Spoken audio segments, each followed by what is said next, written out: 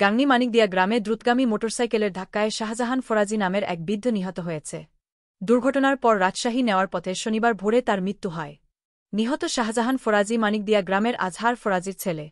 এলাকা সূত্রে জানা গেছে, গত শুক্রবার সন্ধ্যায় মানিকদিয়া হাটের নিকট রাস্তা পারাপারের সময় বেপরোজা গতির মোটরসাইকেলের ধাক্কায় গুরুতরভাবে আহত হন বৃদ্ধ শাহজাহান ফরাজি। এ সময় তাকে উদ্ধার করে মাইক্রোবাসযোগে রাজশাহী মেডিকেল কলেজ হাসপাতালের উদ্দেশ্যে রওনা হয় তার পরিবারের লোকজন। রাজশাহী পৌঁছানোর আগেই পথিমধ্যে মৃত্যুবরণ করেন শাহজাহান ফরাজি। শনিবার ভোরে শাহজাহান ফরাজির লাশ মানিকদিয়া পৌঁছে। কোনো অভিযোগ না থাকায় পরিবারের পক্ষ থেকে দাফন করা হয়। জানা গেছে, মানিকদিয়া গ্রামের আবু শামার ছেলে সবুজ হাটবোয়ালিয়া বাজারের একটি কসমেটিক্স দোকানের সেলসম্যান হিসেবে কাজ করেন। তার জিক্সার মোটরসাইকেল দিয়ে ধাক্কা দিলে এ দুর্ঘটনাটি ঘটে। সে বেপরোয়া গতিতে মোটরসাইকেল চালিয়ে বেড়ায় বলে এলাকাবাসীর অভিযোগ রয়েছে।